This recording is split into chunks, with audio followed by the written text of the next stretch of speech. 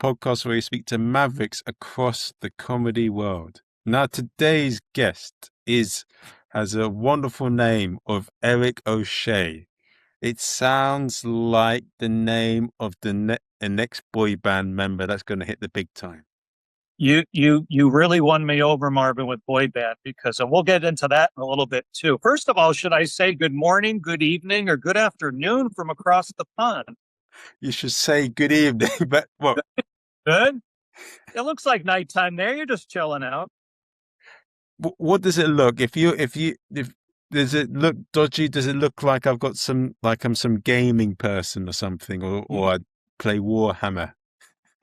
Yeah, it looks like you're tucked in. It's a little bit of a man cave. You got everything you need. I don't see anything you're drinking there, so I got this right here, and I always match my shirt with my Gatorade. It's a little quirk that I have. Actually, I just made that up, but so grab something to drink, and I'm so excited to talk to you. Thanks for having me. I don't want to sound like a knob here, but I don't know what Gatorade is. What? Wow.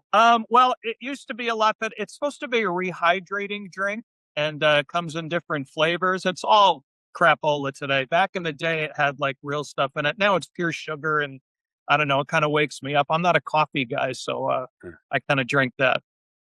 I heard of the name Getaway, but I wasn't too sure what it was. I just heard about it in Cobra Kai. I'm a big Cobra Kai fan, and Daniel LaRusso said to the kids, "If you did well, you're going to have Gatorade," and they celebrated. That's all I know.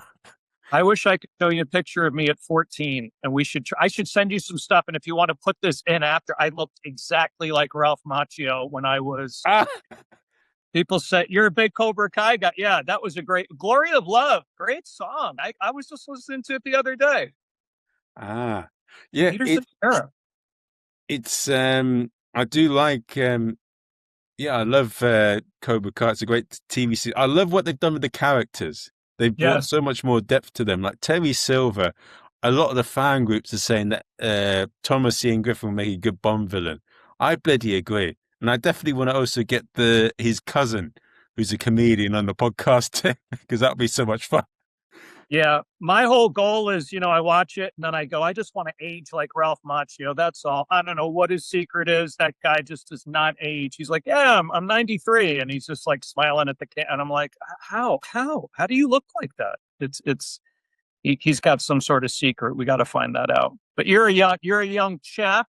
So a young lad, as they say. Right. It didn't sound good coming out, but all right. So, but yeah, no, it's awesome to be here, man. Thanks so much. I think we're ready to roll. I love your setup there, and I got my Gatorade, so we're all good. But now, Eric, for anyone that's sort of listening in now and doesn't know about you, I'll be honest, my biggest listener base is probably America. But for whatever reason, this month I've had a lot of visitors from Vietnam, and I get a lot of visitors from the UK, of course, Ireland, and Southeast Asia. But yeah, for those that are listening from there, tell us a bit who you are and like how you got into comedy and became Yeah, a college circuit king. yeah. So, well, King, I don't see a crown there, but Sorry. I try to stay humble. My faith is very important to me. And I always say never get too high, never get too low. But I started I'm going on year 33, and on my birthday, September 16th, will be 33 years to the day. And I did it by chance. There was a comedy contest in Milwaukee, Wisconsin, and there was 3 judges, 4 drunk people, and about 7 contestants. And this is all in my book, and we can talk about that maybe if you want to read a little more about me and stuff like that. But I just wanted to be Jerry Seinfeld. That's who the guy I looked up to. I rent his Blockbuster videotape, him and Paul Reiser, and I rented it so much that the lady at the store said, "Why don't you just keep it? This is getting embarrassing. This is getting ridiculous. You can just keep the tape." So I used to watch it and memorize it. So when I did this show on my birthday, it was a comedy contest in Milwaukee, and there were these 4 like veteran judges that played the circuit, and they were a lot more advanced than I was, and about 8 contestants, and I finished second to last. And I was so scared. It was kind of a speakeasy type place where you needed a password to get into the restaurant. It was like a bar magic shop restaurant. And I was so scared. I told the MC, I want to leave. I could walk home right out that door right there. I can leave. And he goes, no, no, no, you're going to do fine. So I got one laugh and it was like contagious, Marvin. It was like the feeling I got from that one laugh was something like, wow, you're controlling this room with this artistry that you have that you created on your own that nobody else can do in terms of what it's coming out of your head. And it's so authentic and original to you. And I was just hooked on it. Um, yeah, but I came in second to last and I went home in my suit like Jerry Seinfeld. And I was just like, I can't believe I did that. I was in a comedy competition. So it was just a fantastic experience to be able just to kind of get that going. And I still have the flyer. I have to frame it. I still have the flyer that says comedy contest and has the date on it and everything. So it's very special to me that it happened on my birthday. But I've been doing this 32 years. Um, and I kind of got out of the gate quick. I'm from New Haven, Connecticut, and a lot of people say that, why didn't you just go to New York City or go to LA? It's right there. It's right around the corner. And I found out, and I'm glad somebody told me this, New York and LA, and this is just, again, everything I say, by the way, to you is just my opinion. It's not, ever to broad brush a strategy or broad brush a definition on how things always work. This is just, my thoughts. But they said, New York is a place to already be good in. It's not a place to get good in, because if you bomb there, you will never see a stage again, really. And the growth there is so hard with the competition. So what I did, Marvin, I graduated from Marquette University in Milwaukee, and I made friends with this one comic named Preacher Moss. And I said, you know what? I'm going to come back. So I waited tables that summer, in the summer of 93. I had $1,100 and I got a suitcase and I went back to Milwaukee. And the reason why I did, the people were a lot friendlier. There was more stage time, and you can fall and nobody's going to really go, get out of here, or you suck, or you can just, no one's going to watch you as you're growing in the Midwest of Milwaukee and Illinois and Iowa. And so that takes the pressure off as a young comic. So I really didn't stick to New York, LA, like a lot of people just go there to Hollywood and they want to be. So I bring that up because what happened was I got so polished for a new guy that when I had 10 minutes, um, again, there's a chapter in my book on it. I was helping my mom move out of the family home, and I called a guy named Eddie Brill that I opened for in Milwaukee. And I said, hey, I got some time off. Do you mind if I play Caroline's, the famous Caroline's comedy in New York City? And he goes, yeah, but you got to bring like 8, 9 people because, nobody gets stage time for free. You got to support the club and give them business and order drinks and order food. So I said, okay. So I rounded up 8 people, my girlfriend and my family and friends. And I went down and I did 10 minutes. And it was one of the best 10 minutes I ever had in my life. And long story short, they taped it, but they didn't want to tell me they were recording because they didn't want to make me nervous. So here I am, Marvin, the next week, getting like $200 for the whole week. They didn't want to put me up in a hotel room. That's how cheap the owner was. And he made me and my girlfriend sleep in the storage room. Oh, So while people were coming in and out to get like beer kegs and solo cups and, stuff for the restaurant, for the comedy club, I'm on a mattress with my girlfriend, like getting ready for the show. And all of a sudden, I get a knock and they go, Eric, there's a payphone call for you. Nobody had cell phones back then. So I get the payphone and the lady says, hi, Eric, it's Maureen. Do you remember me from Caroline's last week? And I said, yeah. And I was so honored. I said, thank you so much for having me. She goes, well, are you sitting down? I said, no. And she goes, well, Disney, ABC wants to give you $125,000 as a holding deal. And we need you to move to New York and get going and this and that. So I went from, and she said, only you and Joe Rogan ever got a 6-figure holding deal off a 10-minute tape without having to audition again. Sometimes if they're going to hand out that kind of money, they want to see multiple sets. They want to see you do multiple different material. That was back in the day, Marvin, when they were just handing out gifts to everybody. That was like the early 90s, mid 90s, when which if you had 10 minutes and you were kind of charismatic on stage, they took a shot at you and they're like, here's a boatload of money and we'll see if anything comes from it with our network. So that's what a holding development means. They want to develop a show around you. Holding is when they just hold you because they just like Marvin, I'm going to hold you because I think maybe you might be good for something down the road, but they pay you. So I went from $200 a week to $125,000. And it was just an amazing, after my third year in comedy, and that got the ball rolling. So then I moved to New York. I got into the college market. I was making about $1,000 a show. And are you familiar with NACA, NACA? Sorry. Yeah, APCA, NACA. I'll say it real fast. It's called the National Association for Campus Activities. And what happens is every year there's 7 areas in the United States that hold a little weekend conference. And all the colleges in that area, Marvin, go to that hotel for the weekend to see who they want to buy to bring to their campus. It could be comics, magicians, hypnotists, singers. Yeah. So it's very hard to get. I hear it's like there's only 15 spots and there's an MC and then there's different acts for the weekend. It's incredibly competitive. But if you have a good tape and you're good at what you do, usually that gets the momentum going. So I did that. And in 1998, they said I got a record 102 bookings, colleges, 102 colleges. Yeah. And in 2016, I broke the record for myself at least, and I got 111 bookings. So and here's the thing. So I started out in 98 making about $1,000 a show. And then later on, when you kind of have some weight behind you and you can kind of ask for a little more money and support what you do. Right now, like if you get 3,900 to 4,000 a show for the hour, it's Whoa. yeah.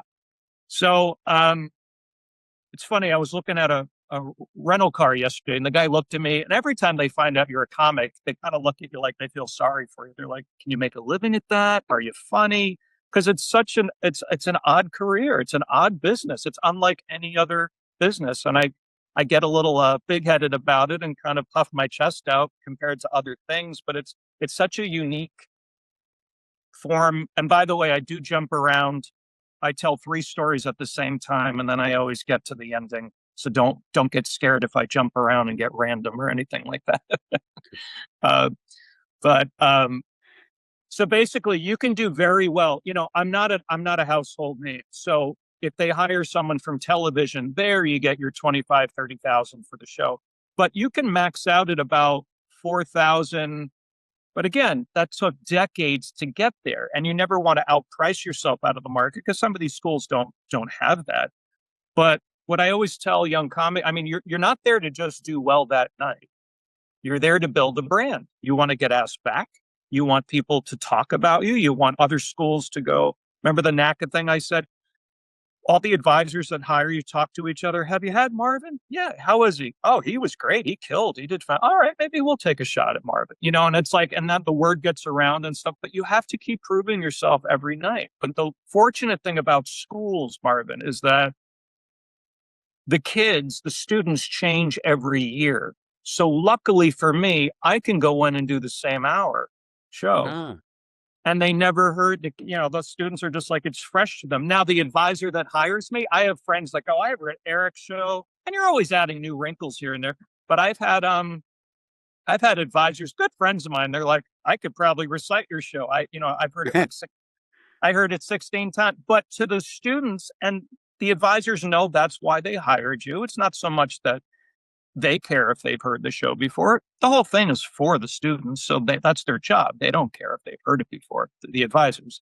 But so yeah, and I've just built a wonderful career on this where you can really be kind of like under the radar. I have a very good friend in LA. He's a wonderful comedian named Andy, and he always says to me, throughout all these, whenever we walk up to each other, he'd go 1, 2, 3, 4. I go, what does that mean? And he goes, you beat the system. Yeah. He always says that to me. And because there are guys that do late night TV here in America. I mean, major shows, Jimmy Kimmel, Jimmy Fallon. Nobody watches it today as much. The days where some guy at home is just like, oh, I'm going to make that kid a star. Those days, a lot of stuff is online now. So although it's a nice feather in your cap, and I am not demeaning anything about late night TV, it would be an honor to be asked to do anything like that. Um, Unless you have that tape and it really propels you into something else, the days are gone where you can just be on TV and all these wonderful things happen.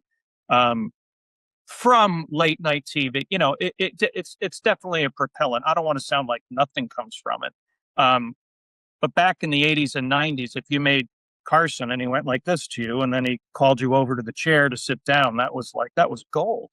So everything has changed so much because of online. Um, and I thought about it, and if I don't want to, I'll let you speak, but I think the advent of the internet has been a plus, but it's also been a minus. Okay. So with what you're saying there about being a plus and a minus, in plus, suppose it's easy to get work, but the negative is that they can record you and make you shown in a bad way. And the other thing that I want to get at is a lot of comics have told me that the college circuit isn't what it was. Is that true in any way, or should we not say it because it may Yeah. cause trouble? No. Well, no. That first of all, and I want to say this up front. It's been so good to me, and I know the narrative might be, ooh, Eric doesn't want to say anything bad because the market's been so good to him. No, I have, like I said, advisor friends that look at me after shows and goes, "It's just different." And what's different is two things. I think one, when I started in '96, not everybody was a star. When I started in '96, not everybody had a video out on themselves doing something talented and random. So they came to the comedy shows more appreciative. Like, we're excited to see comedy because the only thing we have is on television. And two, I think that the students hadn't been exposed to too much, whereas now is we've been so inundated with every type of video, it gets stale, it gets old. So I would say two things how the college world changed. When I started, they were more excited to see you and a little bit more, I don't want to say humble or more appreciative, but there was an innocence about it back in the day, Marvin. There was something where they just can't, like, we're going to a comedy show. The only time, some of them have never been to a comedy show. Most 18-year-old students in the middle of Storm Lake, Iowa have never been. I mean, I think you have to be 21 to get into drink. So it's like, I don't think they're ever been exposed. But today, everybody has a talent. Today, everybody has their own YouTube page or their own whatever page. And it's like, and here's the thing. There are some amazing talent. I mean, sometimes you're scrolling and you go, how does this guy in the Philippines sing like this? He's 12 years old. He's singing Steve Perry from Journey. It's like, it's unbelievable. So what happens is I always look at quality and quantity. I think there's too much out there. Yeah. And I think that dilutes the excitement of seeing anybody. And I think what happens is people start to judge faster because either they can do it or they have a friend that can do it. And just back in the day, that didn't exist. So I think the pros are from the internet and just all these social media platforms. It's wonderful that you get the opportunity. I mean, I used to have to walk around with a VHS tape in my hand, give it to somebody. They rewound it and they watched me, and it was a little fuzzy and stuff. And maybe the can't. Today, you can just snap your fingers and you're watching a guy sing, and you can create your backdrop and you can manipulate all these things. I just think that everything in life, you always hear generations talk about this. We were a little more appreciative of things back in the day.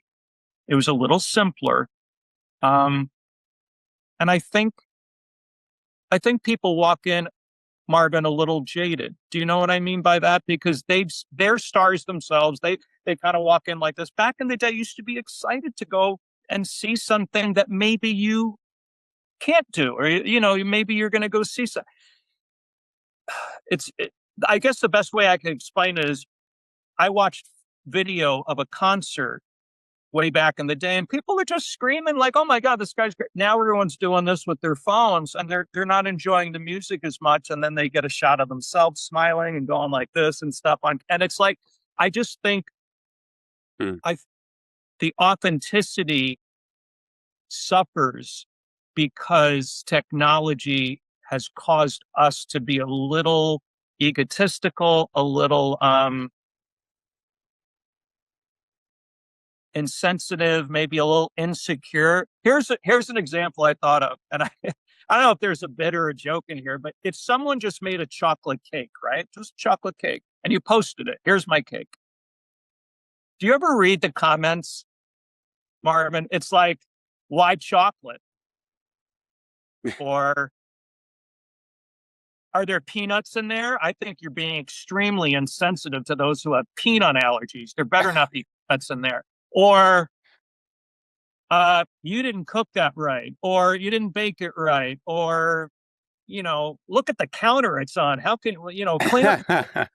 People, there's too many voices out there now, and you know what? It's not about the chocolate cake anymore. It's just a chocolate cake. That's all it is.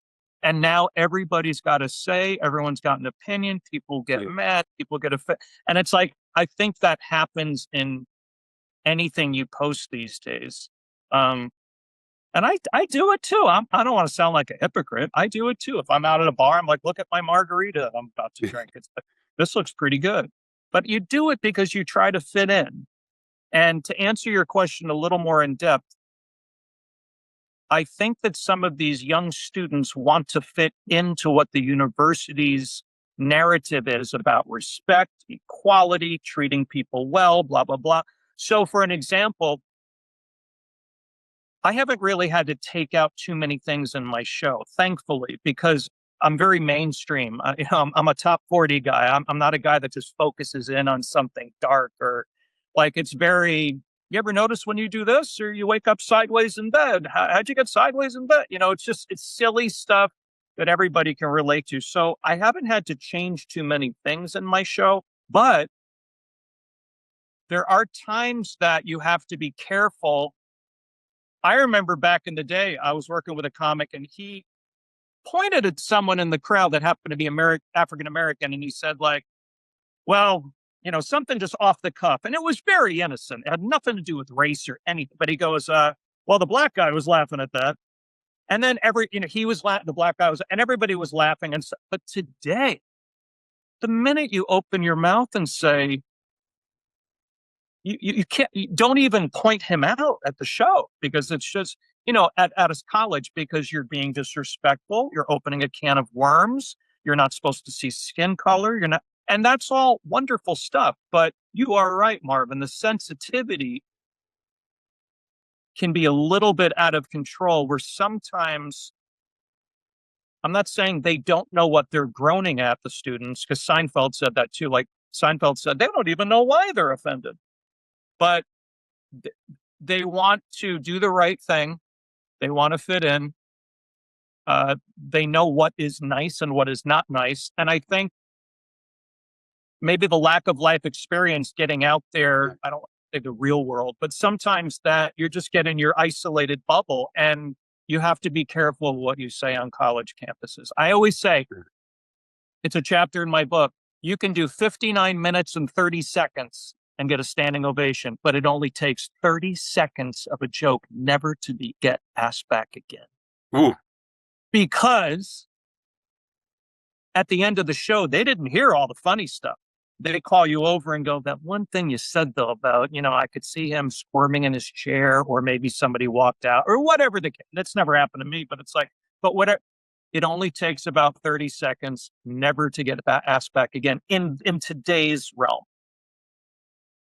Yeah, yeah, yeah. Oh God, yeah. And I think so. Yeah, it is what you said is right. If you go and some of the things that we get offended about, this may get me into trouble, and I'll take it out if it will cause you trouble. But I comedians from all different parts of the world in here, and like in India or something. He's saying that the things that we say in America or the UK will get killed over there for it.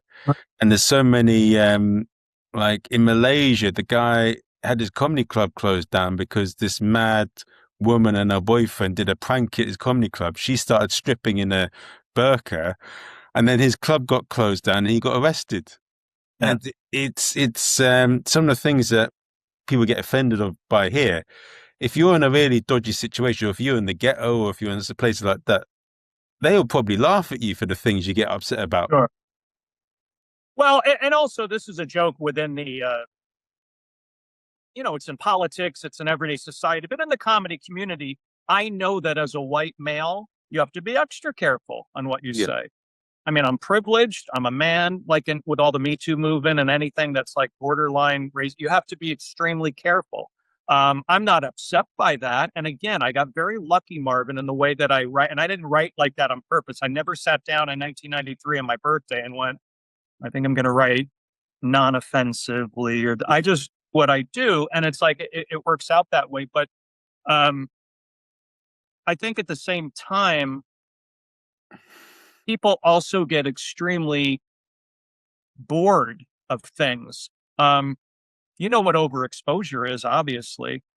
And things get overexposed. It's like, next, we want to see something new. So it's hard to create material these days, or it's challenging where it's not that offensive in terms of the schools and it's fresh because everything's been done. It seems, a lot of topics have been done. I will say this, what I'm finding out, not to eat up one of your questions over there, but what I'm finding out is with myself, and I'm very glad I'm discovering this because you never figure this business out. You're never too old to learn. You're never too old to polish your voice or anything like that.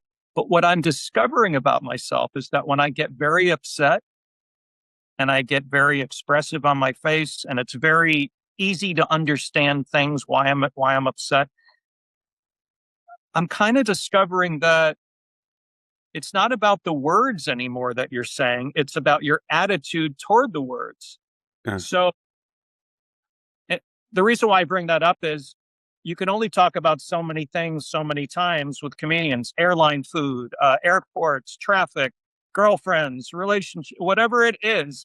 But I'm discovering that if I add a different slant on it with myself, and this is very new I'm just starting to do this, that you can almost talk about anything because now they're watching a character perform. It is about the joke and the words, but they're watching this miserable guy go out there and just vent on the most random things on his life. And again, it takes time to get the joke right, but there is something there. So my point is, in today's day and age, you always got to be reinventing yourself. I will say this, would I want to be a young comic starting now?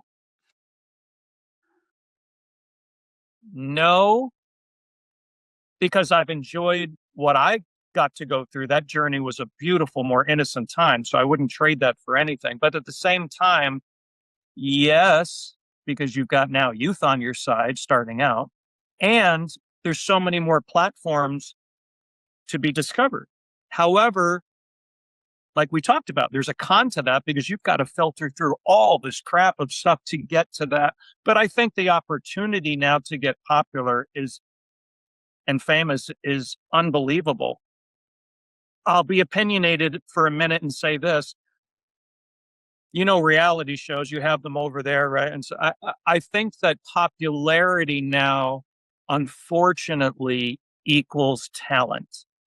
And that it bothers purists like myself a little bit, because just because you're good looking or you expose yourself or whatever you want to do, OnlyFans, or it's like that equals talent. And it does. I mean, it just, you're popular, you got a lot of followers, you got a lot of likes, and I think nowadays things can come off of popularity rather than talent. They might make you a judge of a reality show and be like, oh, this person has like 30 million followers and she's beautiful and she's definitely opinionated on her little platform there. Let's use her for this show and maybe make her a host or whatever it is. So it's like, back in the day, you used to have to audition, you used to have substance, you needed a good voice, interviewing skills, and I just think today, unfortunately, popularity equals talent. And I know people would say, are you bitter? To me, they'd be like, are you just upset because you're, no, like, you always have to follow your heart. You always have to speak what is inside here. So I could never manufacture. You see what you're doing with a podcast right now? You asked me to be on your I can, because it's not that important to me to have a podcast. It's not that important to me to, I mean, I thought about it, but it's like you got to really be all in to have every day and like looking for guests and you have to. So a lot of people just do what they do and take maybe an easy road, and that's great for them. But it's like I really have no regrets on the journey I've taken to do what I do, because the intellect and the craft of making a joke and like being a little under the radar and stuff and seeing how far you can go, that's always been special to me. I've always been like that. Um, as a matter of fact, my mother used to say out of her three kids, Eric would have been the last guy to be a stand-up comedian because I was a shy mama's boy. I was afraid of my own shadow. I used to get sick. I used to cry. I would like earaches. So I was the last guy to ever in my family be a stand-up but there's something in me that always wanted to have something to say and to entertain. I love to entertain. What, what, so who's the funniest in your family? For different reasons.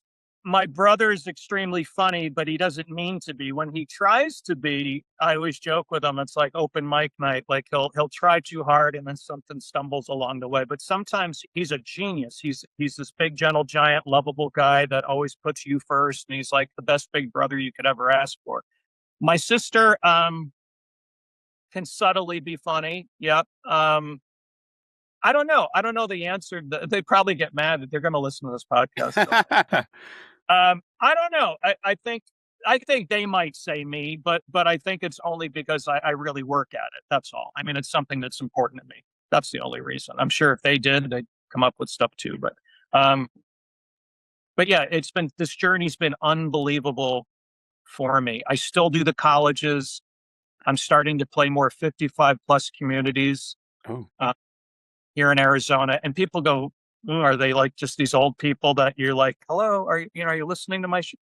They come in active, pickleball, glass of wine. There's hundreds of them, and they come watch your show. And what I've discovered about myself is, and I think you were going to ask me this question. I don't mean to ever jump on your questions, but you were going to ask like, what have you discovered more? I always thought that I kind of maxed out. I think a lot of comics do. Like, I don't know what else to write. I don't know what else to talk about. What I'm discovering now is that I'm getting older. What I'm discovering now is I mean, it's a very common theme. Remember when you're young, you got to do this. Now that you're older, you can't because your body hurts and blah, blah, blah.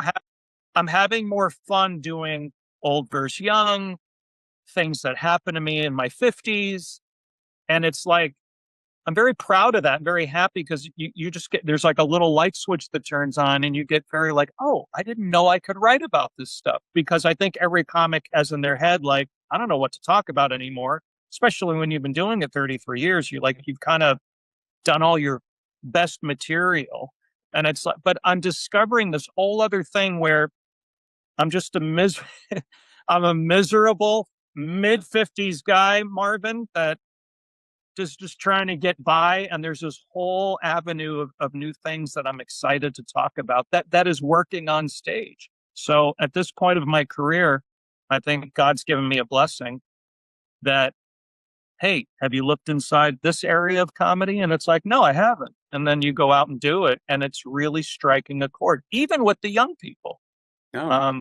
Yeah, I mean, I do have different little subtle things I do for an 18-year-old college show versus a 55 plus show. Don't get me wrong. It's not the exact same show, but yeah, it's enough mainstream stuff that people go, okay, or maybe at 25, they've experienced that. They're early old people at 25 that their body starts to ache or whatever the joke may be. But I'm really having fun with that. And I'm just glad that, you can ask any comic. We always go, man, did you write today? No. Are you out of material? Well, I don't know. And then you go, well, there's this whole thing that you tap into, and it's just a wonder. It's very exciting. So That's very interesting.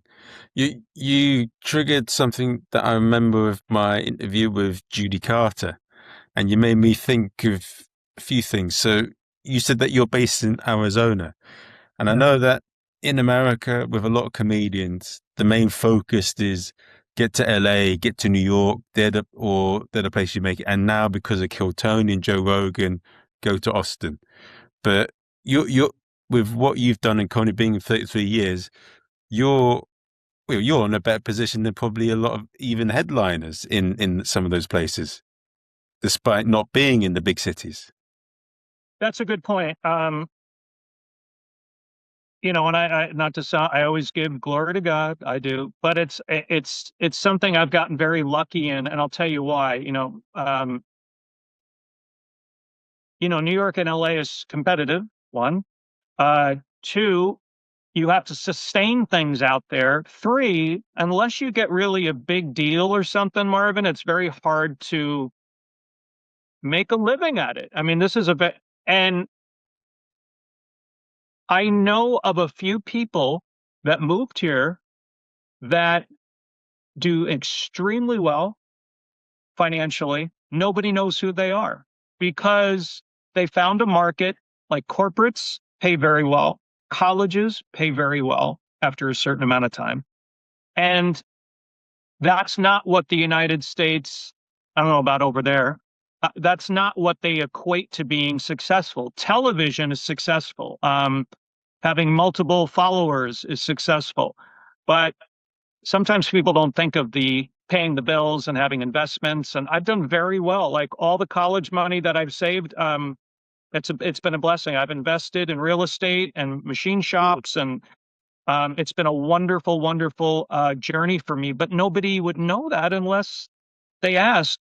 But I think people are actually surprised when, if you get $4,000 a show times 60 shows times 25 years and you're smart with your money, that was my goal. And not to get into something deep, but I grew up with this. I grew up with, mostly a single mom. Mom and dad got divorced, and I know what poor felt like, or I felt what like lower middle class felt like. And there were times I said to myself, I got to get good at something. I remember my grandpa said that to me. I was driving him, and he goes, "You and your brother will be fine, but you got to take care of your mother and your sister." And I said to myself, I was 16. I said, you better get good at something.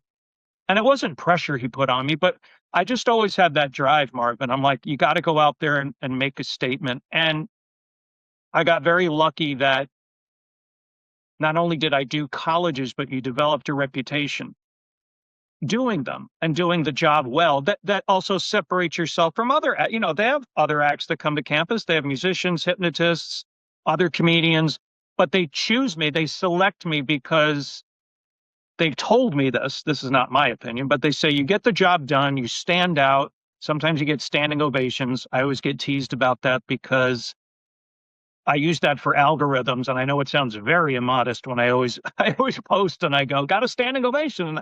And it sounds like a little funny to say it, but I use all that as algorithms. And do you have Tubi over there, Marvin? TUBI? I'm not sure. I don't think so. No.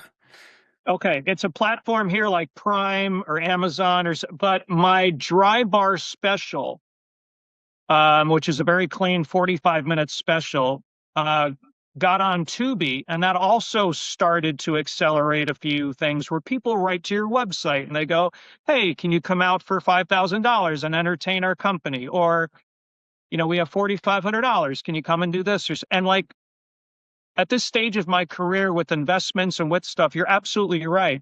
And I'm not the only one. There are a select few that nobody knows who they are almost. You're not a household name, but you've created something financially and artistically rewarding because you definitely put in the time. I mean, I live, eat, and breathe this. I was doing 60 to 70 colleges every year.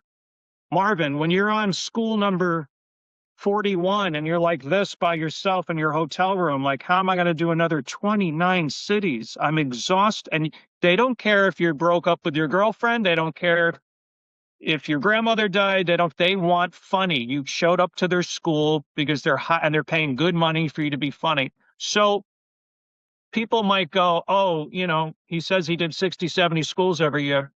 Yeah, it ain't easy, man. You're by yourself. It's not a music band. It's not like me and Marvin are the singing duets and we go out and we get to be with each other in the hotel rooms and on the road and we get to eat together. You're by yourself.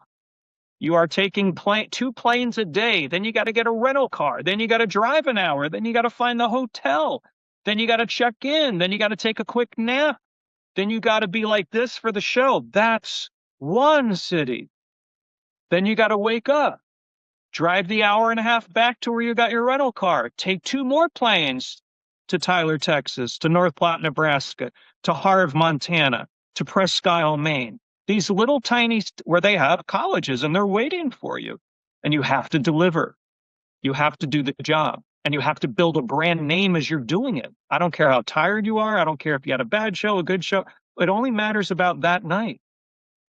And I'm very proud of, I couldn't do that volume today, Marvin. I could not do 60 to 70 college. It's too much. But I'm glad I put in that time, and I'm glad that enough of what I got to do on stage has been a blessing to express myself artistically and to bring joy to people. I've had people write to me and they go, my father died or my husband passed from cancer, and I watched your dry bar special and you made me laugh. I get that a lot. I get a lot of like fan mails, and it's so rewarding to know that, yeah, I'm not rich, I'm not like millionaires and fame, but it's like that's okay. You're making a difference in this world. And again, we go back to like popularity and being consumed with money in America and over there in England too, and like being rich and famous. Sometimes the innocence and the authenticity of why we really do this gets ignored or gets forgotten about because we really do this to express your joke, make people laugh, and you try to sustain yourself financially. So it's like I came out of the gate kind of quick with that ABC Caroline's night and the moment, and I just I put a lot of pressure on myself. You could ask my friends. I never get big headed. I never want to sound that way. You're only as good as your last show. So if you get a standing ovation and now you're driving to your next show, last night meant nothing. It doesn't matter. You gotta deliver that next night. And like I've always had that attitude. And I think because I care so much, I've heard people say that's why you've done so well, is because you take this really seriously and you do care that much. And I do. Hmm. It's yeah, it's if you hadn't built all of that, would you have cared as much? It's because of the time you spent doing it and the things you made that have. What am I on about? Ignore what I said there, Eric. Ignore that. I'm talking complete crap there. Um, but You're doing just fine. I'm the one that keeps losing connection on these apps. Don't worry, you're doing great. but yeah, I do sometimes see that in comedy that people they do their set. So the thing that I don't, and I've had a chat with a few comics on the podcast, and I'm probably going to repeat again. And it's the most boring topic in comedy, and it's about You can cancel bring up culture. any. And I think Yeah. the thing that I don't like about it is comics say, "Oh, you can't say what you want anymore." But the whole point of it is you're supposed to make people laugh. The only thing that Right. I don't like about it is that people put all this effort to destroy someone's career for having a joke that maybe didn't go as well as they would like. Right. I mean, there's a fine line. I mean, are you familiar with Seinfeld's Michael Richards when he had that blow up at the LA Comedy Club and he was talking to an African American corner of the room and he called everybody or one person the N word. I mean, you can't do that, Michael. What? So it's like, no, it's awful. And even Seinfeld is so protective of his. I mean, that sitcom was his baby. He'll defend that till the day he dies, and rightly so. It's one of the greatest sitcoms, if not of all time. So he even went on to do Damage Control and said, "Michael, we're going to go on TV. You're going to apologize for what you said." So there is stuff like that where, yeah, Michael, you better apologize. That was wrong move. But I think something that I didn't experience too much is cancel culture. I didn't experience too much frustration in bookings. And again, because of just the way I do my show. But there are some American female comics that they have roasts on Comedy Central and and they're brilliant. There's a Nikki Glazer is, a part of me was like, here we go again, a very good looking blonde with a good body, good fit, and she's doing her thing. And I'm like, I really listen. She's amazing at what she does. And she'll like either step on that line of can't, or she'll cross it and everybody oohs, but they know she's pulled it off. They know she's it's just comedy. And some people can do it and some people can't. So I think sometimes you really have to look at what's being said on stage. Like the Michael Richards is just lashing out horribly to somebody and being racist, or somebody that just says something and you know but that's the way we are here in America, and it's kind of sad in a way. And I mean, it's a whole other podcast if you ever want to have me on again and talk about politics. But I've never seen this world so divided before. Some of it is social media, like I did the chocolate cake thing. Like you can just show a chocolate cake and then everybody either loves it or they show my chocolate cake looks better. You look at my picture and it's nothing is just what it is anymore. There's too many voices, there's too many opinions. And with cancel culture, sometimes you just have to look at the joke. And some do it brilliantly, Marvin. Some do it where you're not just laughing at that, what did he just say? Or what did she just say? Like that shock value is not the only thing that's funny. The joke's funny. But I watched, you know who Dave Chappelle is, yeah? Yeah, of course, of course. Okay. Look at me. I'm like, you didn't know what Gatorade was. Sorry, man. I didn't know. No, I'm kidding around. But like, some people go, I like the old Dave better. And I think he's great. I'll be honest, I don't watch him too much, but I've seen some of his earlier stuff to now. And now, people, it's like he's just kind of ranting and raving, and maybe he's going to get in trouble with what he says about, you know, people that are gay or people that are straight or people that are white or black or poor or rich. And back in the day, he would just sit there and go, you ever walking down the street and like some guy looks at you and it's like, hey, buddy, what the hell you doing there? Like, and he's just doing a normal observation on walking down the street. And people fell in love with him because he makes it funny. But now, I've heard people go, I don't want to listen to him anymore because he gets too much. And I watched his recent stuff, and yeah, I kind of prefer his older stuff. I know that the job up there is to be funny. This is just my opinion. I think if you're using the stage as a platform to just rail on people and vent, I'm not going to say that's right or wrong, but you're forgetting, is it funny? And if it's funny, to me, that's okay. If it's really mean-spirited and you know that you had to do that to get the punchline across, but deep down the guy's a good guy and it's not how he or she really feels, you might be able to sell that joke and get away with it. But I think it depends on the joke. And I think it depends on the sensitivity of who's watching it. And I think it like peaked, and I think we've leveled off, and I think it's coming back down to like, all right, we're getting a little too sensitive. Could we just like pull back a little bit? All he or she said was blah. But I was watching an old cartoon and they had stereotypes in the 1930s and 1940s. They had the African American Southern maid that was just walking around and what. And then they had people making fun of Chinese people with their eyes and stuff like that. And it's like you got away with that. So I do have to say this: I'm glad as a society we've come to the point where we call people out on that crap and we go, that's not nice. That sets us back decades. I think it's been a long time coming that women get equal pay, women get the respect, they're able to speak up if they were raped. All this kind of stuff I think is so important to bring to the limelight. Um, and I have to put a full stop there because people will go, "Oh, well, what are you about to say now?" Anything after that could be someone making more of something than it is. Like if I here's something once. I don't do this joke anymore, but you want to talk about sensitivity? I did a joke where I was at a hotel room and I got a knock at the door and I made the lady go, housekeeping, housekeeping.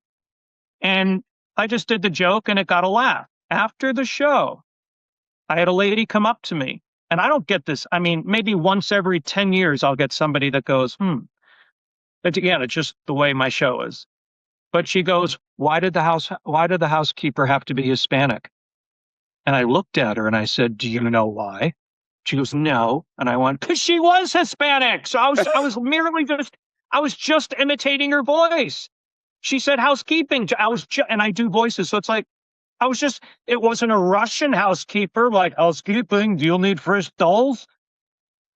It was a Latino, Mexican, ethnic woman that knocked on my door. And she was like, well, okay, people just have to be careful. Like that stuff has to stop.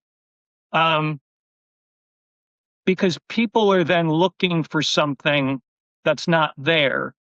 Ah, And what happens to people then is, and we can go on and on with the domino effect of that. You're not appreciating the joke I wrote. I was staying up all night trying to get that punchline right. And then you had the nerve to come up to me after the show and get upset at me because it was a Latino voice rather than a Russian voice or a Jamaican. Hey, man, you need more towels, man. And it's like, no, it was a Latina lovely lady who, by the way, when I do college shows, they give me free sweatshirts with their name. I give them away to the housekeepers and I go, you can have this. Thank you so much for cleaning my room. And they're like, oh, thank you. Thank you. Like people don't know your heart. People don't know who you are. And it's like people now just make assumptions. Some of it has legs. Some of it is out of control. And some of it is ready. They need to hear themselves talk. I think they need to just get something off their chest. I think it comes from maybe being unhappy a little bit, maybe something in their own life, and they just need to vent that. I mean, and we all do that on occasion, but I just think that the cancel culture is correct when you're really, really depriving a group of people of something or creating a false narrative on somebody. If you just mention a slight word and you're trying to build something into a joke that I mean, and they don't know your heart on stage. You're just some comic telling joke. They don't know if you're a nice person, a bad person, if you're religious, if you're not. But I think some of it has gotten out of hand. And it's nice to see that. Doesn't mean we're going to change. It just means like let's just take a deep breath before we respond. Let's just pause and go instead of just lashing out and just getting upset at somebody. yeah, it is. It is. It is going the other way a bit. I think so. Yeah, I think it is. Yeah, I agree. I think we become so tired of it when it's not anything that was meant to hurt somebody's feelings that we all just like, guys, we got to, like, as a group, we got to stop doing this. Don't lose sight of what's important to you. Don't lose sight of when a group of people are being, hurt or meanly spoken to or like degraded. No, that's fine. But in the spirit of something, if somebody's a little person and you accidentally said midget and people just like lose their mind, it's like, And here's the funny thing, like there are little people that don't mind the word. There are Native Americans that don't mind the nickname Washington Redskins. Like we have a pancake syrup, Marvin, over here called Mrs. Butterworth's. Okay. And it was modeled after kind of that old timey early 1900s mammy African American maid that did the cooking and the cleaning and blah blah blah. Well, they decided, and the bottle was shaped like her. It was like her face and her body and her outfit that she wore to like serve people and to like clean the house and making cooking and all that. I hope I'm describing it right. Well, they banned the bottle. They're like, cancel cult. This doesn't work anymore. Do you know that her own family got upset because they asked the lady, they wanted her to be the image on the bottle. It was almost back then like an honor. It wasn't mean spirited, like we're going to just stereotype that woman and make her a pancake bottle. Like she was selected, and some of her family got upset, like, no, you're taking my grandmother's legacy away. Hmm. She was the pancake bottle lady. And now there's going to be they don't know. There's just going to be some plastic bottle that has no shape to it. And it's like stuff like that has two sides to it. And I understand both.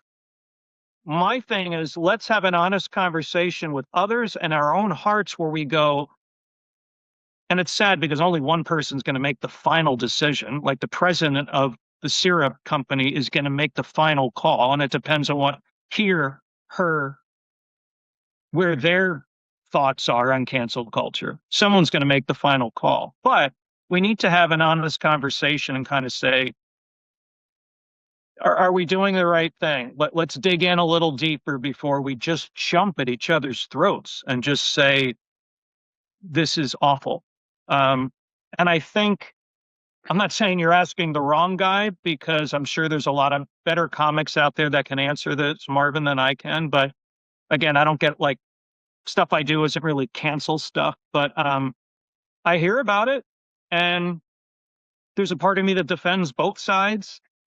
I don't want to see anyone get demeaned, but we gotta stop with just the nitpicking, because again, sometimes it is, remember, just a chocolate cake. That's all it is. Their heart was to just make a cake. It wasn't to offend anybody. Just a chocolate cake. Yeah. It's a lot of, yeah, it is what it is, eh? Yeah.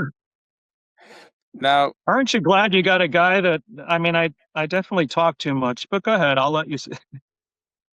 um, it's no, but it's just something that keeps on. It's not as big I think a couple of years ago, cancel culture was a much bigger thing, It but was. now it's a lot less. And I A think, lot less. and there was another bit that came on my podcast a while ago. I can't remember who it was that told me this, but it was a great little bit from Anthony Jeselnik, which Yeah. he said something that I think is the perfect thing for dark jokes of cancel culture. He says, if it's um, if it's a dark joke and it works, it's art. If it's not, then don't do it and work on it. Right. Because and I know, I mean, I've met him once or twice. Anthony, he's a great it's, yeah. Sometimes in order to get your point across, you need to go in some dark places that is honest. And if people forget that word, it's honest. Um, we're at a tricky point, Marvin, where it's like, if somebody has a month that's designated for them because their culture or their narrative or their lifestyle or their history is so revered and so wonderful, rightly so, let's celebrate that. But when you celebrate that, you're also celebrating uniqueness. You're celebrating differences. You're celebrating maybe something that has nothing to do with the way you look or the way you were born or the way you live. So there's a fine line, I feel like, between celebrating, and I don't just mean race, I'm talking religion, I'm talking occupations, I'm talking whatever thing. When you highlight something because it's so wonderful and special, and let's dig in to the things that made it that, great. But keep in mind that if someone has a question or someone is a little off the cuff, it doesn't mean you're disrespecting it. Um, Sometimes you have to be honest about something, and or if there's a commonality about something, we all know that doesn't mean every single person who looks away or acts a certain way or what it means it's all that. But and I think that's where some comics, well, rightly or wrongly, get into trouble because they're talking about a stereotype that does have legs to it. And sometimes people who is being made fun of, they often agree. I've seen in the comments going, I'm whatever, I'm gay and I laughed at that, or I'm Hispanic and I laughed at that because it's something their grandmother does all the time based on that culture, which again, we're revering in a way. So when she makes this ethnic food and she talks a certain way and maybe a lot of grandmas did this, this is just an odd example, but to imitate that on stage, we're not making fun. The only problem is I do get in this day and age where if you are a white male and you're doing it, be careful because there's a lot of history with being white and being male. And, you want to talk about coming over and what we did to the Indians here in America. And we stole their land and raped and pillaged, and all these statues are being taken down and this and that. I mean, again, let's dig into the facts, but let's not overreact either. I think there's a guy named Cesar Chavez that just got his recently here in America. He got cited on sexual allegations and stuff. When I was in Austin, I lived in Austin, Texas. I used to have a condo there and I sold it 2 years ago. And I know about Kill Tony and Joe Rogan and the mothership and all that stuff, but I left all that. But there's a Cesar Chavez Road down there. I'm assuming the sign's coming down because they dug in a little. And look, it's a fine line, and I think it's human nature to go, well, it didn't happen to me, so I don't care if the sign stays on the street, Cesar Chavez Road. But then there's people going, excuse me, my cousin was one of those people that got raped, or my grandma, whatever, that Cesar Chavez, and I'm giving this example. And you go, you better damn right that sign's coming down. He's a bad person. All right.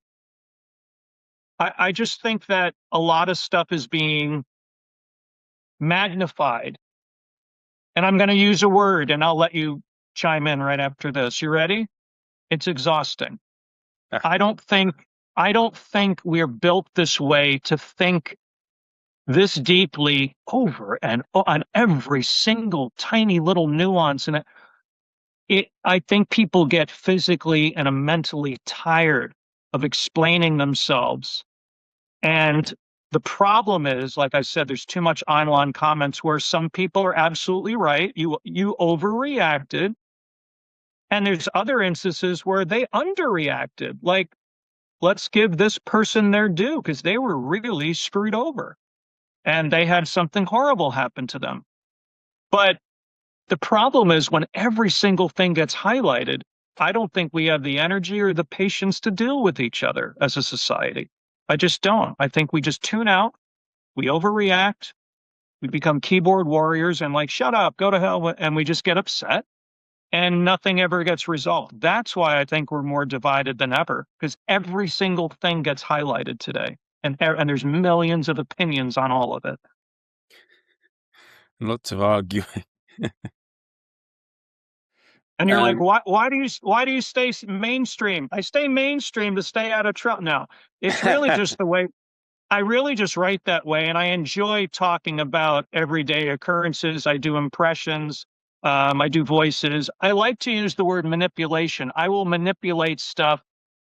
It sounds like a bad word, but I'll manipulate acting like a mother to a pouty child who's complaining. I have this ending bit in my show that I do called Songs for Commercials. And I take popular songs on the radio and I put them into a commercial product situation where the song would help advertise that product. And they match very well with but I'm manipulating the lyrics in a way to highlight that product that you buy at the supermarket and make it funny. So it's like, is there cancel culture there? No, I don't think so. But I remember I did this one. You might laugh at this, but I got really randy, as they say over there, Oh, and cheeky. No, and they one of the products that I did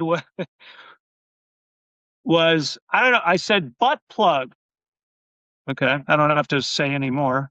Your rear end butt plug, a sex toy, and the song I chose was that old '60s or stuck in the middle with you, stuck. And I did it at a school, and everybody went, "Oh God!" And see, that's what, and I had to take it out of my act.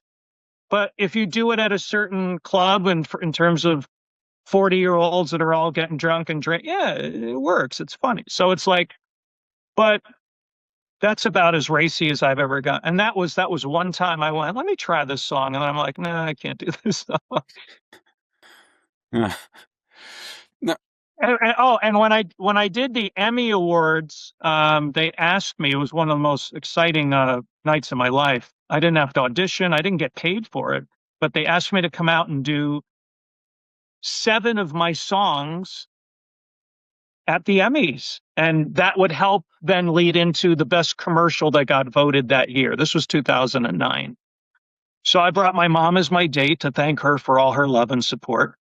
And they picked the songs of my 18 songs that I have, and I would have chose something a little more fun and risque and a little more, but they chose the most boring 7 songs in a way, but you got to perform at the Emmy Awards. So it's like, you know, these are just some wonderful experiences that I had where you just count your blessings every day. okay. And would you say that you've found your niche in comedy? And do you think that that's a key thing now for comedians to find their niche? Yeah, for 2 reasons. I think one, you need to develop a brand. I know that sounds like the money making side, but you need to live and you need to grow your brand and to have a voice and a niche. Um, I'm very grateful. I got my next show, Marvin. I'm going to do a church in Omaha, Nebraska for like Oh, $4,000. Yeah, like you do your 45-minute show, 4 grand, you go out and you do it. But I will come back and then play a college. Then I'm going to go do a corporate. Then I'm going to do a 55 plus. And these are all different crowds. So when you say the word niche, I feel blessed that I don't have to change too many things for my show. But I do feel that you need to find a voice and always be prepared to use that voice when you're on stage. I always tell young comics, never walk into a club unprepared, because if somebody falls out or there's a guest spot and you go, no, I'm not ready, I didn't prepare anything, always be prepared to show that niche off. That's how you're going to grow and build. Um, but like I said in the beginning when we were talking, your voice doesn't change, but there's slight nuances to it. Where I was always that yelling, angry, not angry, but frustrated guy on stage for these topics. But what I just discovered in our last segment, you and I were talking about, is I've now discovered a way to open up a whole new broad range of topics. And for me, for an example, it's like getting older. Very broad, right? There's nothing funny, but I've made it my way. So you have to be flexible enough to hang your niche, hang your hat there and go, this is who I am. And it's always going to change a little bit. But I feel very lucky that I think if you're authentic to who you are and you write from the heart, that niche can be a little slightly altered and you may discover something.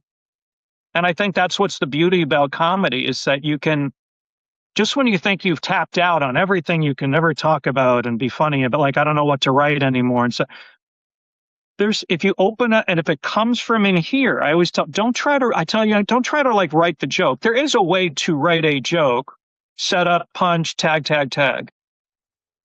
But it's like, keep your mind open and you may discover something, but it has to be authentic. That's where I find the most successful comics. like you said, you had Anthony Jeselnik. I'm sure he doesn't just like write a joke. You can tell what he talks about. He's very passionate about. It's opinionated. So it's like you can stick to your niche, but don't forget to have an open mind and just kind of play a little on stage and discover. Because when you do, you may find some gold there. Be Have a brand, but be open to playing with whatever's presented to you on stage. Yeah. No, I Now, agree. You have, yeah.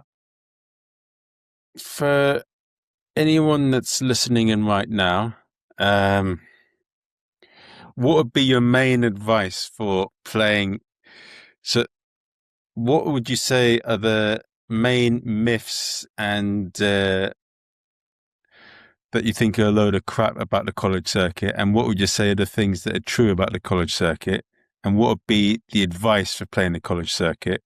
And number two, what would be your advice for what's the biggest lesson you've learned over your 30 odd years within the comedy business that you'd like to share with any comedian listening?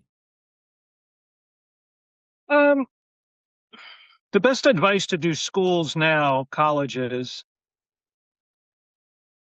is to make sure that you have a full hour.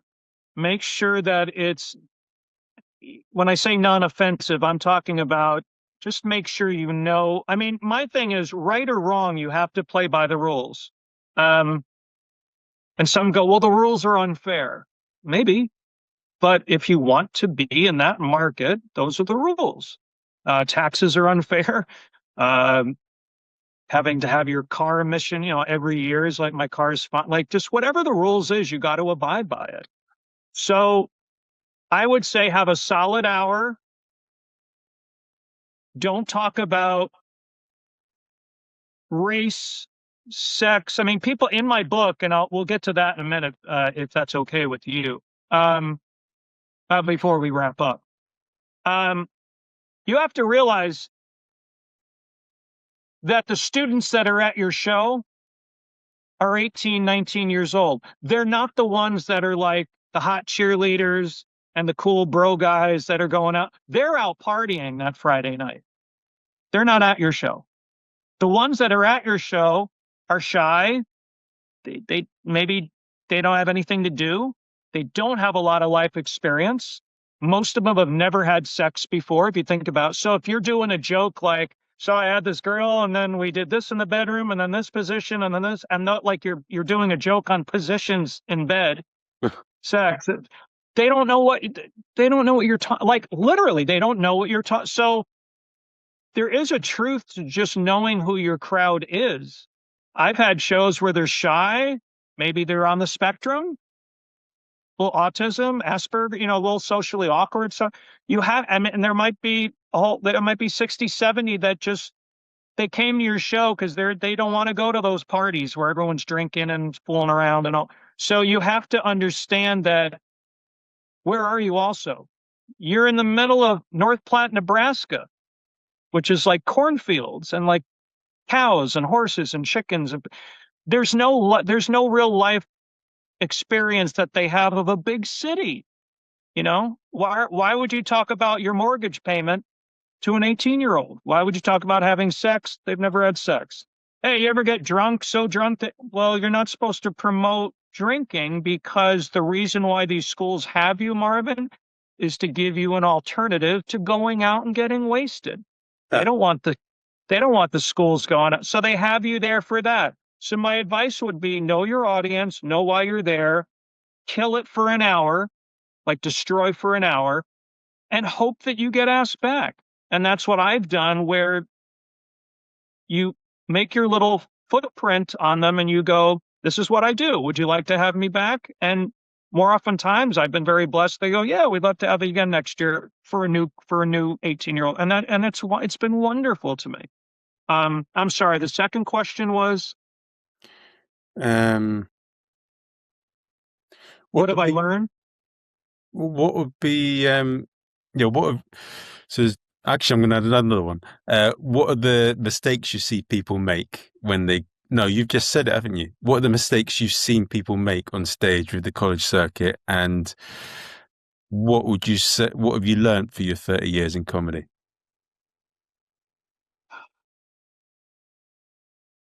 I think that broad picture, you're never quite done learning. You're never, I know it's pretty broad still, like in anything. And well, I shouldn't say anything. Like if you're the best plumber in town and you've been doing plumbing, I almost said as a verb, you're plumbing for 30 years.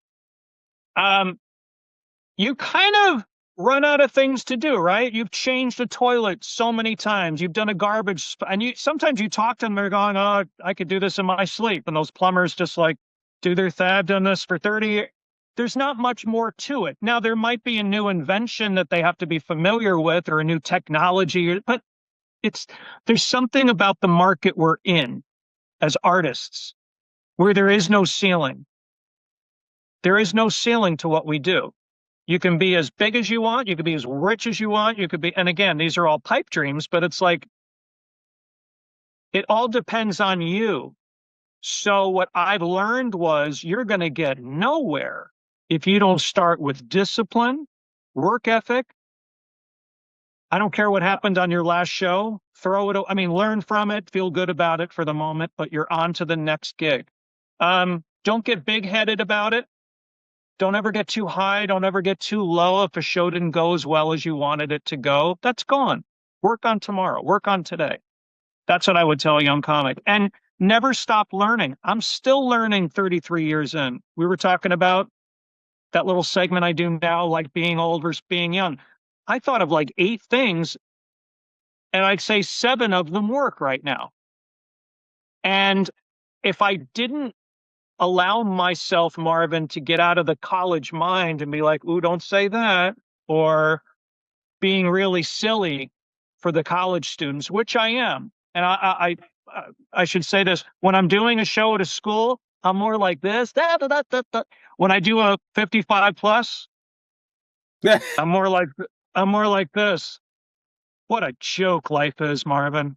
Don't ever get old, kiddo. It sucks. That's what 55 plus. You have to know where you are. And it's not that you're being phony. Every voice I do on stage is a part of me. I just know when to bring that out. Huh. It's all authentic. Because here's the thing, too. When you're doing an hour on stage and these students are pretty, I'll say they're a lot smarter than they were 30 years ago. You could do a fart joke or gas or something, and they'll all be like this, like in 1997, like, you do it now, and they're like, well, I've read that antibiotics can cause gaseous things. We're studying that in our class, and it's like, I heard a good probiotic can counter those effects and stuff.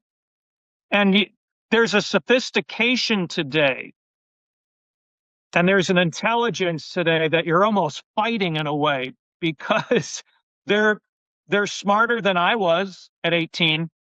Not all of them, but so if you keep your heart open to different ideas, work on your voice, uh, and make it fun. People always forget about that. I'm sure you're doing this podcast because it's a little fun for you. I know Oh yeah. there's probably, yeah, there's days you don't want to do it. And you're like, especially when guys like me tried 3 different ways to connect with you. And this is finally the right one. And you've been so patient. No, we've used a laptop, an iPad, and now I'm on my iPhone. So, and I could see you going, who is this guy over there? Son of a bitch. But My thoughts exactly. No. no, I I'm just- believe I believe it. I wouldn't be surprised if you just cut me off. No, I'm frozen. oh. No, I think that you got to make it fun. If you're not having fun, stop. There's no reason to go through life that stressed out on something. And you'll know, you got to read the tea leaves, man, in anything. Like if I want to be a race car driver, well, good luck to me because it sounds fun and you're zooming and I like cars a lot. But to really do it, to be funny, make a living, have investments, don't want to be somebody at 50 years old that you have $3 in your checking account and you had a great time. these are all little personal goals I had. It's not for everybody. I'm very lucky I don't have vices. Like I've never puffed anything in 55 years. I've never taken a hit of it. One glass of wine and I'm drunk. It's like I can't hold my liquor at all. So it's like I don't have, there's a lot of things, depression. I got very blessed that a lot of these things haven't affected me and you get to concentrate on what you do. But my whole thing now, Marvin, I'm going to say, I always say this phrase. You ready? Are we recording? All right.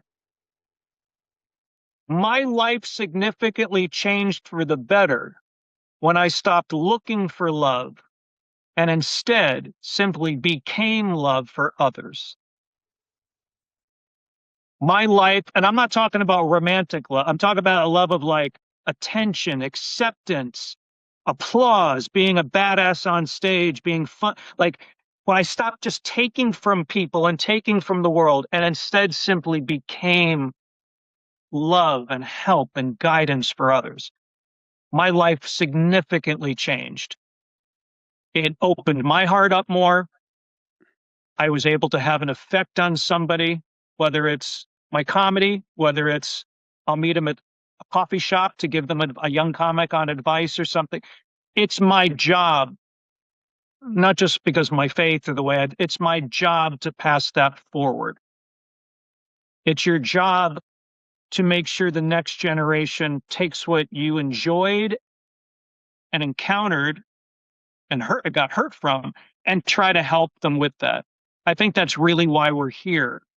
And I think we've lost sight of that a little bit. But I know that when I've opened my heart up more, I became a better person, a better artist. It's not about accumulating wealth and like, oh, how are my investments doing? And then you're like, there's a lot of, and it's insecurity. They get very protective of their comedic reputation, you know?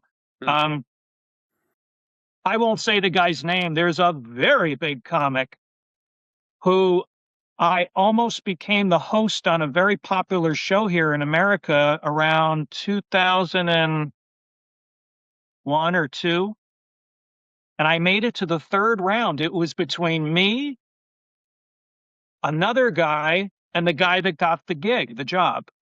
And I called up this big name guy, and I said, hey, I know we don't know each other that well, but you're who you are. And that's why I'm calling you. You're amazing.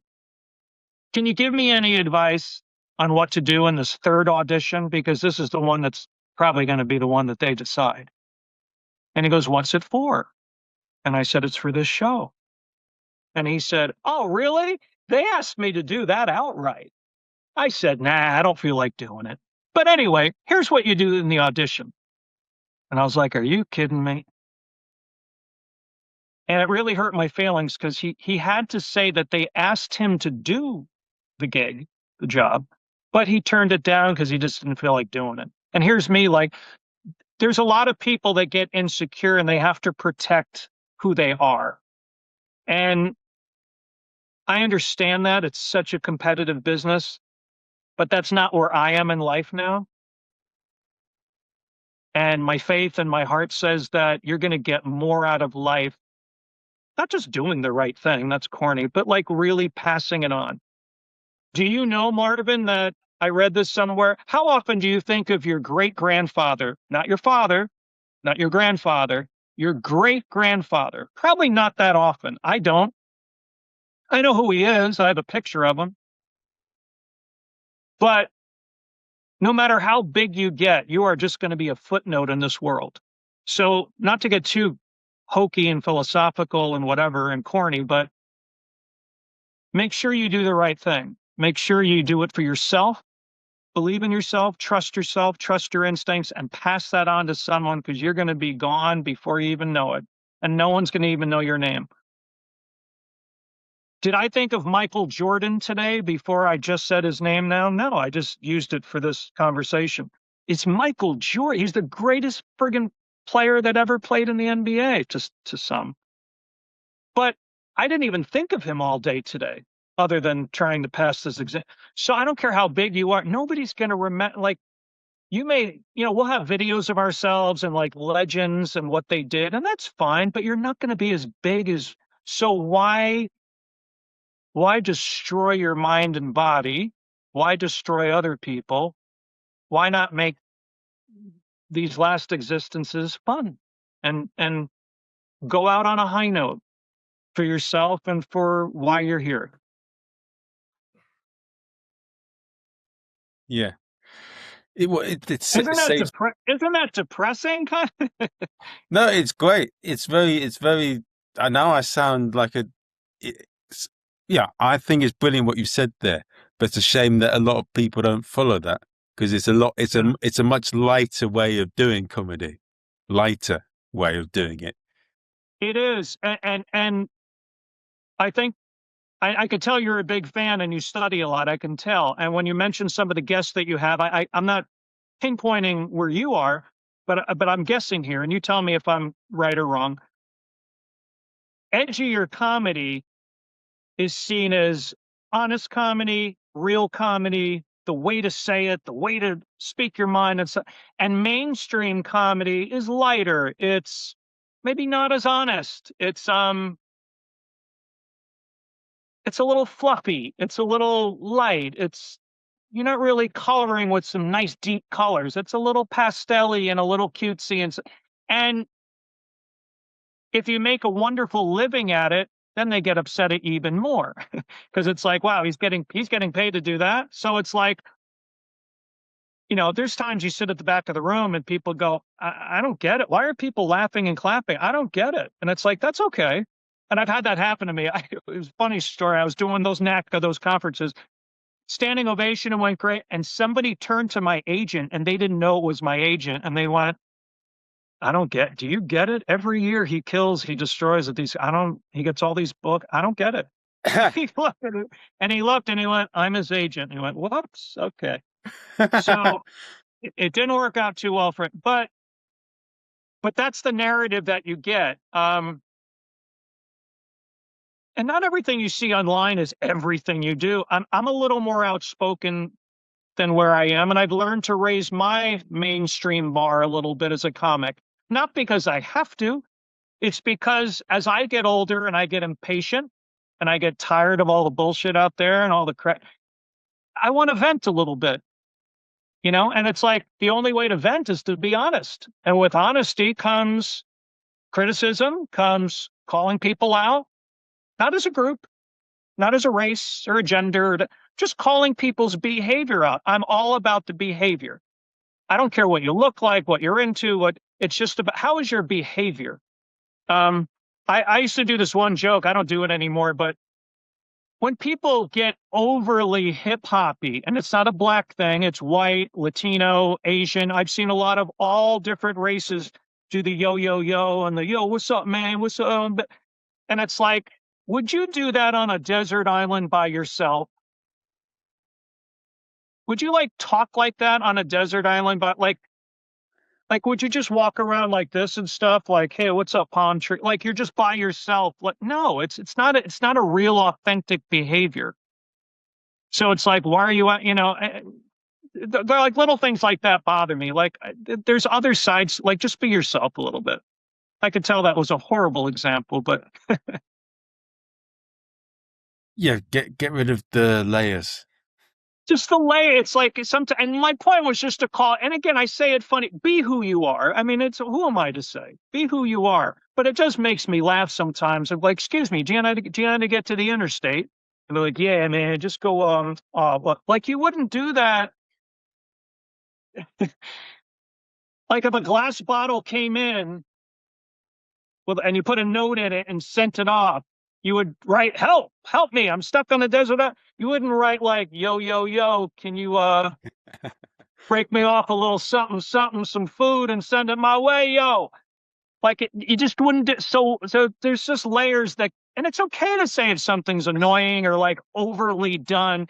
And again, people don't know who you are, but I'm glad that people through platforms like this, they get to know who I am as a person. And then I think everything else from that flows out.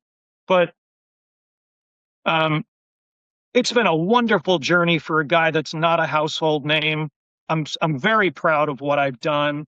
I've humbled down a bit too. There are times that you're on top of the world and you're walking around these colleges and these college conferences, the ones I was talking to you about.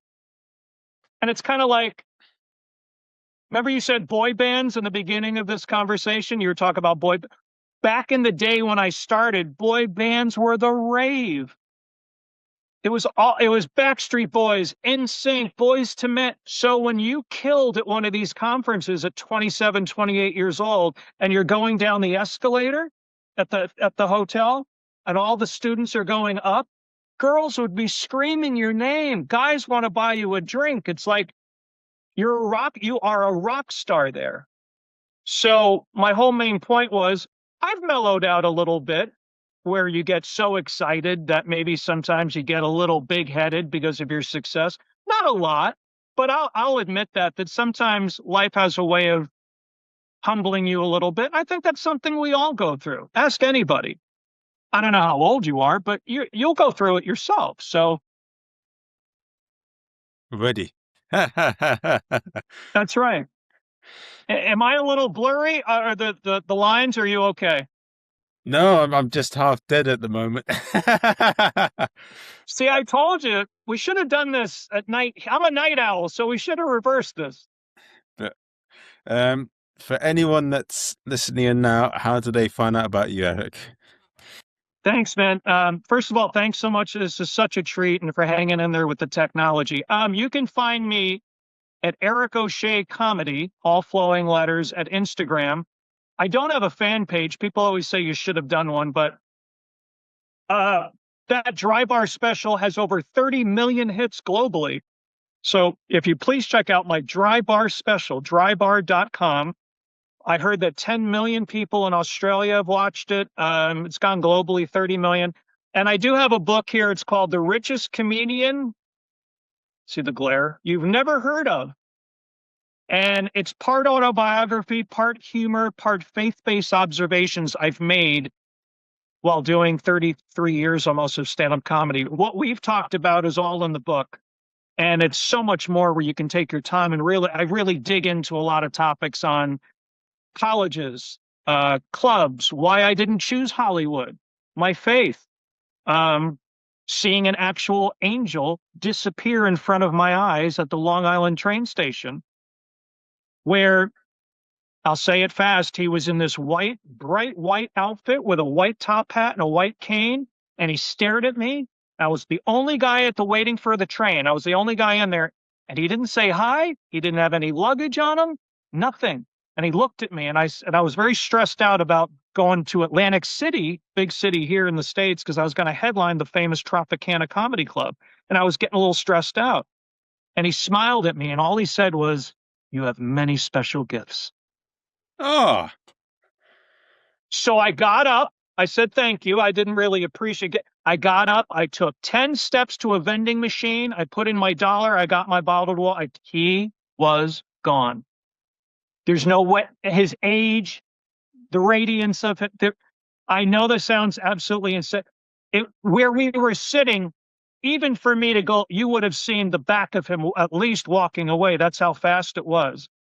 And he had no luggage on him. There was a glow, a peacefulness about him. Kind of an older man in a white suit with like a white top hat and a white cane. Just this beautiful light. And he was just sitting there and he goes, "You have very special gifts." That's all he said. And I said, "Thanks." And I got up and he was gone. oh, let's yeah.